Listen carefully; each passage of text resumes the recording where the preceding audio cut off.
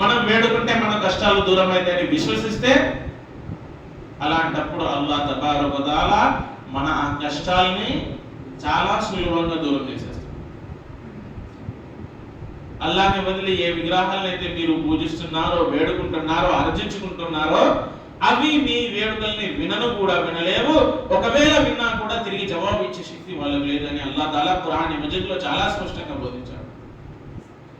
అట్లాంటప్పుడు బహుదైవారాధనైనా విగ్రహారాధనైనా ఇది ఏకదైవారాధన విశ్వాసానికి విరుద్ధం.